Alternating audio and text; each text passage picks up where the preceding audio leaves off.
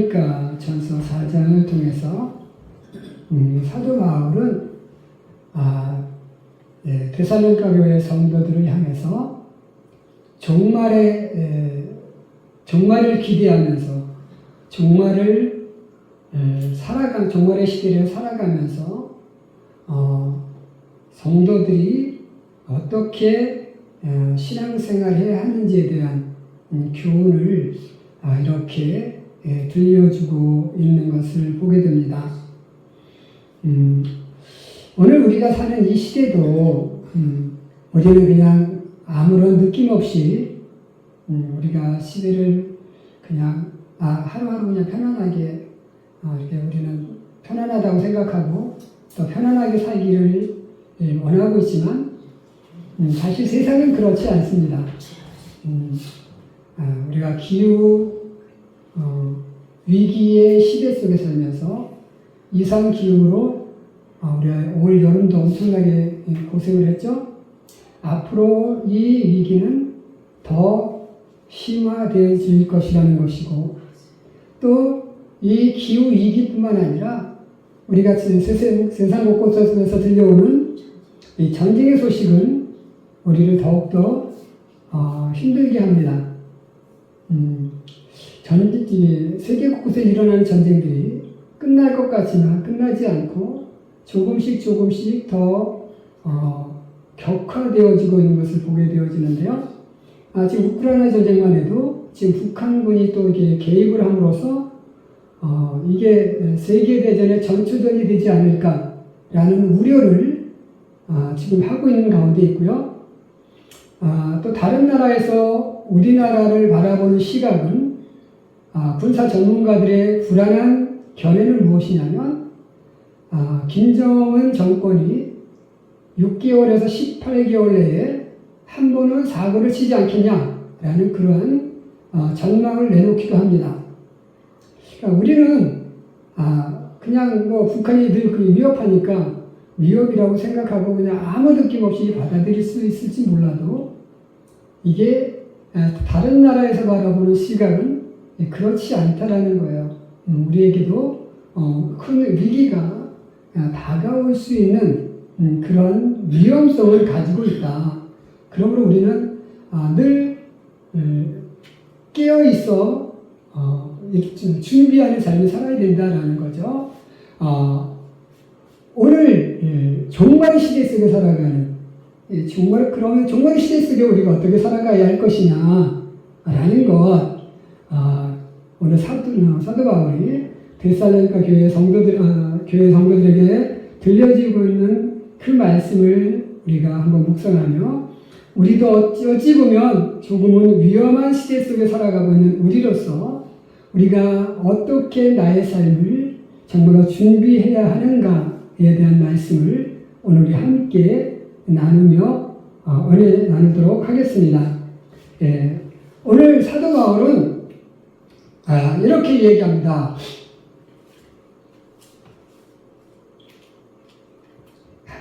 3절에 보면 하나님의 뜻은 이것이니 너희의 거룩함이라 곧 음란을 버리고 각각 거룩함과 존귀함으로 자기 아내를 취할 줄을 알고 이렇게 말씀을 시작하고 있는 것을 봅니다. 오늘 우리가 이 시대 속에서 종말의 시대 속에서 우리가 첫 번째 해야 될 것은 무엇이냐면 우리가 하나님의 뜻을 알아가는 것이다 라는 겁니다. 그럼 하나님의 뜻은 무엇이냐? 하나님의 뜻은 오늘 우리가 종말의 시대 속에 살아가는 이 시대 속에 우리가 알아야 할 하나님의 뜻은 무엇이냐? 첫 번째로 거룩함이라는 것입니다.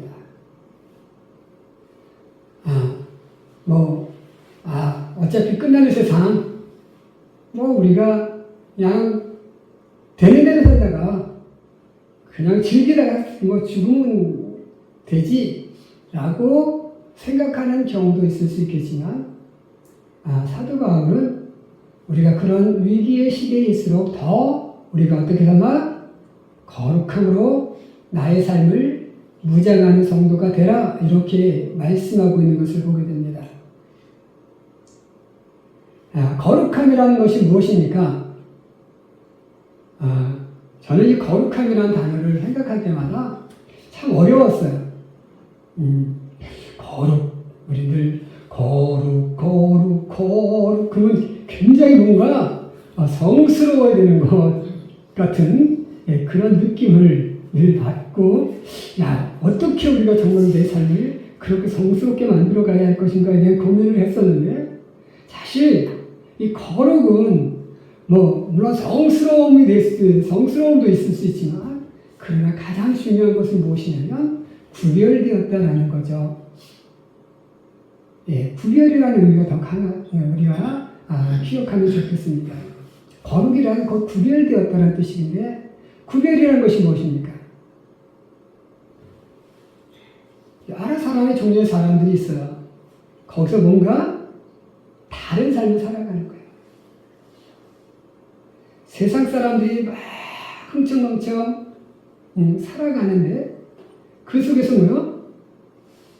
그 흥청망청함의 삶을 버리고 내가 단정함의 삶을 살아간다. 이게 바로 뭐요? 그게 구별되어진 거예요.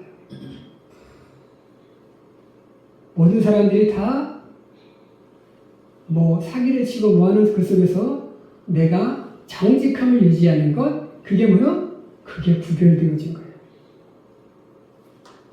오늘 그래서 사도 바울이 그 당시 데살로니가의 성도들을 향해서 구별된 삶을 두 가지로 이야기하고 있는 것을 보게 됩니다. 그게 바로 뭐요?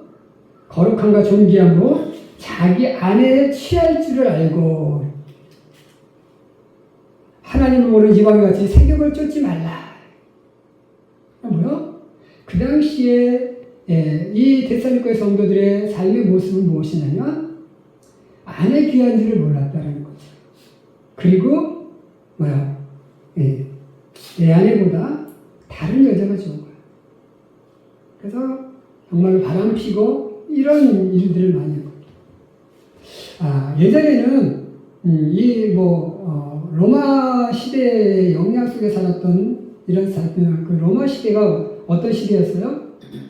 굉장히 성에 대해서 이렇게 좀 자유분방한 그러한 시대입니다. 물론 이게 바알과 아세라의 신앙의 영향일 수도 있어요. 바알과 아세라 신앙의 영향이 바로 뭡니까? 거침없는 성생활. 이거였죠. 왜냐하면 지금은 우리가 산업화 시대 속에 살고 있기 때문에 그렇게 자녀들이 많지 않아도 괜찮았어요. 그런데 옛날에는 어때요? 옛날에는 농사의 시대입니다. 농업의 시대는 일꾼이 곧 뭐요? 부의 축적입니다. 사람이 많아야 돼요. 내 자녀가 많아야 돼요. 그래야 뭐요? 그것이 내 가족의 부흥을 일으킬 수 있는 그런 요소가 될 수 있었죠. 시편 기자도 다윗도 성경에서 자기가 뭐라고 했죠? 시편에서 뭐라고 얘기해요? 전통에 그 화살이 가득한 자는 수치를 당하지 않는다, 이렇게 얘기했습니다. 전통이 뭡니까? 화살통이에요. 화살통에 화살이 많은 사람이 뭐요? 힘이라는 거죠. 그 전통은 뭐냐면 가족을 이야기하는 것이고, 그 안에 있는 화살은 뭐요? 자녀를 이야기하는 거예요. 그러다 보니까 그런 어떤 자녀에 대한 욕망이 가득한 그런 시절이었기 때문에 성생활이 문란했다라는 거죠. 그런데 사도 바울은 뭐요? 그렇다고 해서 너희들까지도 세상 사람들이 이렇게 세격을 쫓는다고 너희도 세격을 쫓지 말고, 세상 사람들이 자기 안에 귀한 힘을 물고 다른 여자를 취하듯이 그렇게 취하지 말고, 그냥 네 아내를 귀하게 여기고 세격을 쫓지 않는 그런 삶을 살아라, 이렇게 이야기하고 있습니다. 그 다음에 이제 두 번째로 거룩함이 무엇이냐면 서로 해하지 말라라는 겁니다. 상대를 해하지 말라는 거예요. 우리가 사는 이 시대는 뭐냐면 다른 사람을 짓밟아야 내가 성공하는 시대 속에 우리가 살아가고 있습니다. 그래서 늘 보이시피싱이 일어나고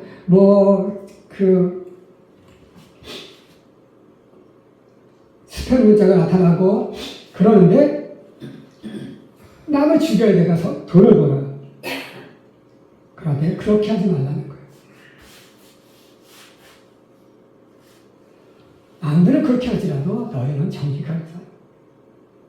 남들은 방탕한 삶을 살지라도 너희는 단정한 삶을 사는 것, 이게 종말의 시대 속에 너희가 구별되어지는 거룩한 생활이고 그렇게 사는 것이 하나님의 뜻이다라고 오늘 사도 바울은 우리들에게 들려주고 있습니다. 곧 전쟁이 일어나서 정말로 전쟁의 포화에 휩싸이는 그런 순간이 온다 할지라도, 그래서 내가 죽는 그 순간이 온다 할지라도 그 순간까지 내가 가져야 할 삶의 모습은 무엇이냐? 세상 사람과 다른 거룩한 삶의 모습, 구별된 삶의 모습을 가지고 살아가는 것, 그것이 오늘 우리를 향한 하나님의 뜻임을 우리는 기억하며 살아갈 수 있기를 주님의 이름으로 간절히 축원해 드립니다. 아멘. 두 번째로 사도 바울이 데살로니가 교회 성도들을 향해서 이야기하는 하나님의 뜻은 무엇이냐? 서로 사랑하라 라는 것입니다. 9절에 보니까 이렇게 얘기합니다. 형제 사랑에 관하여서는 너에게 쓸 것이 없으면 너희가 친히 하나님의 가르치심을 받아 서로 사랑합니다. 이렇게 얘기합니다. 하나님의 뜻이 무엇입니까? 하나님의 가르치심을 받아 하나님의 뜻대로 너희가 서로 사랑하는 것이다. 그런데 너희가 지금 어때요? 너희가 더 할 말이 없어. 왜? 그들은 서로 사랑하며 살고 있기 때문이라는 거죠. 그런데 사도 바울은 근데 여기서 멈추지 말아라 라는 거예요. 뭐라고 얘기해요? 더 많이 지금도 사랑하고 있지만 어떻게 해요? 더 많이 사랑하지 않고 있는 사람은 서로 사랑하는 삶으로 들어서야 하고, 사랑하며 살아가고 있는 사람이 있다면 그 사람은 어떻게 해라? 더 많이 사랑해라. 멈추지 말라는 거예요. 난 이 정도야. 난 이미 사랑하고 있어. 그러면 어때요? 그 순간 우리의 삶은 내리막으로 가고 있는 거야. 선줄로 생각하는 자는 넘어질까 조심하라. 그죠? 내가 사랑하고 있다고 해서 사랑은 그 사랑의 끝이 아니라는 거죠. 그 사랑의 끝은 없다는 거예요. 사랑하고 있으면 더 사랑하고, 안 사랑하고 있으면 더 사랑하고. 근데 나는 이미 사랑하고 있어 라고 하면 그때부터는 뭐예요? 나의 삶은 정치되어지는 거예요. 제가 중학교 때 수학을 참 잘했어요. 근데 너무 수학이 우스운 거야. 그래서 선생님이 가르쳐 주는데 재미가 없어요. 이미 다 알고 있으니까. 그래서 매일 잤어요. 수업 시간에 자는 거야. 그냥 꾹꾹 자고 있는 나를 불러 선생님이 야, 너 나와. 이거 풀어봐. 그래요. 그럼 가서 탁 풀고 들어왔어요. 근데 문제는 거기서부터 시작된 거예요. 그 다음부터는 이제 어느 정도 수업이 진행되어지는 건데, 이제 2학기 때부터는 뭐예요? 이게 점점 어려워지는 거야. 기초를 잘 닦았어야 되는데, 그때 너무 쉽다고 방심하다 보니까 그 기초에서 넘어서서 조금 더 심화된 기초를 간과하다 보니까 나중에는 수학이 너무 어려워지는 거예요. 도대체 이게 그다음부터 수학이 뭐야? 무슨 소리 하는지 모르는 그런 단계까지 나가게 되더라고요. 그래서 고등학교 때 맨날 친구들한테 물어보고 모르니까 계속 묻느라고 바빴어요.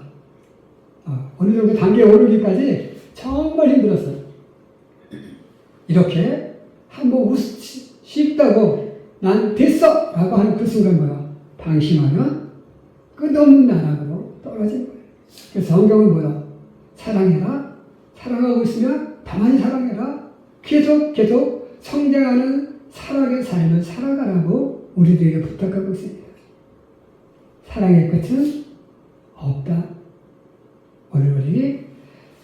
종말의 시대에 살아가는 우리들에게 있어서 우리가 가져야 삶의 모습은 무엇이냐?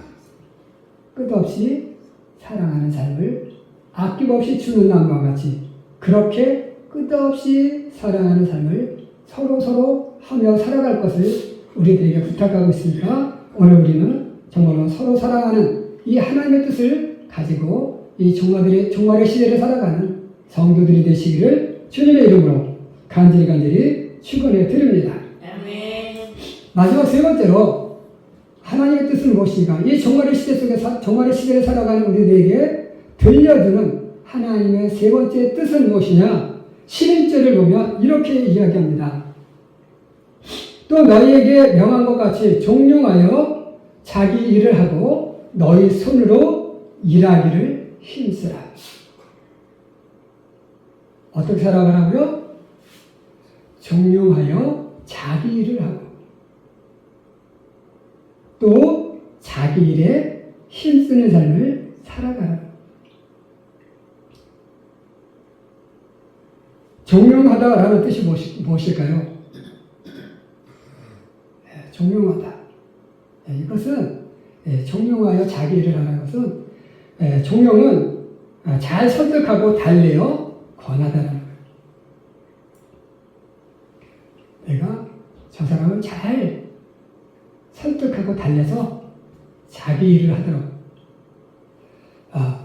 우리가 성경을 우리에게 무엇을 얘기하냐면 자기 일을 하라. 그리고 자기 일에 힘쓰라는 거예요.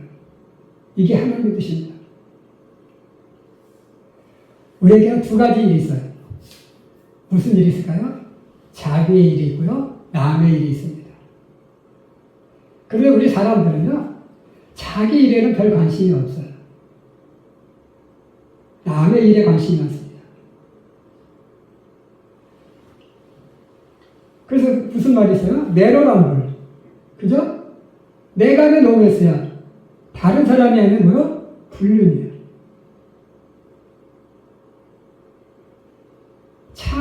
자기 먼저 잘하는 거예요. 근데 어때요? 남 일에만 신경 써. 저 사람이 어떻게 하는지, 저 사람이 무슨 일을 하는지, 그 꼬투리 잡기에 정신없다. 우리 말하다 보면 남의 말에 꼬투리 잡는 사람들이 참 많아요. 이 토시전을 잘못된 거 가지고 트집 잡아가지고 그 토시 가지고 계속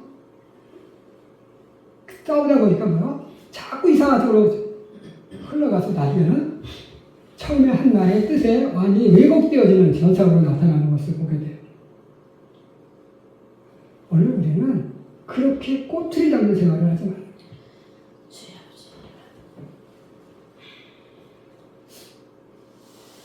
지난번에도 얘기했지만 그 모 총회장님의 불륜 사건, 지금도 시끄러워요. 지금도 시끄러워요. 왜? 그 목사님이 은퇴를 하면서 나에게 전별금을 달라. 그래서 9억을 요구했어요. 그래서 교회에서 이제 이렇게 다른 들을 돈이 없으니까 많은 예산 세워진 것에 있어서 전용을 해서 이 목사님에게 11조를 떼고 8억을 줬어요. 그러니까 또 그것을 꼬투리 잡는 사람이 뭐예요? 그 아까운 헌금을 거기다 줬다고 또 꼬투리 잡기 시작해요. 자, 이렇게 끝없는 꼬투리 잡아가지고 빨리 끝내버리면 좋을 거를. 그죠? 빨리 끝내고 그러니까 잠잠해지면 좋잖아요. 그죠? 자꾸 사건을 일으켜서 언론을 확대해서 그래요 뭐요? 모르는 사람들까지 이제 세상에 모르던 사람들까지 언론에 나오니까 자꾸 SNS를 퍼뜨리고 SNS 퍼뜨리면 어때요? SNS는 성도들만 봐요? 이 사람 저사 다 보잖아요. 그죠? 오히려 언론보다 더 무서워요.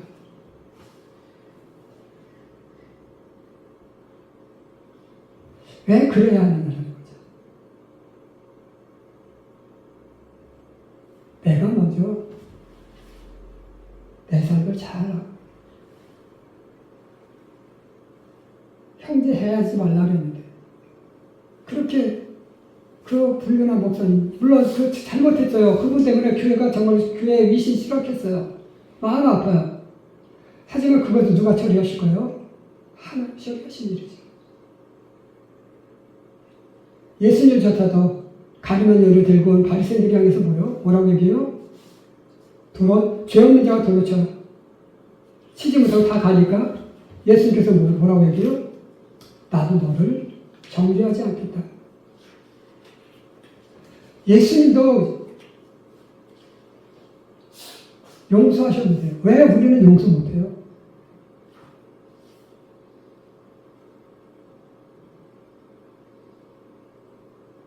물론 우리가 용서할 일은 아니지만 이렇게 빨리 그 상처가 안 오도록 덮어줄 수는 있잖아요. 우리가 서로 남 일보다 저 사람 꼬투리 하는 것보다 과연 저 사람이 저렇게 불륜했는데 나는 불륜하지 않는가? 내 속에는 그런 요소가 없는가? 나는 그런 위험성에 빠지지 않을까? 자기 자신을 지키는 일이 더 소중하게 시간을 투자해야 되는데 그러나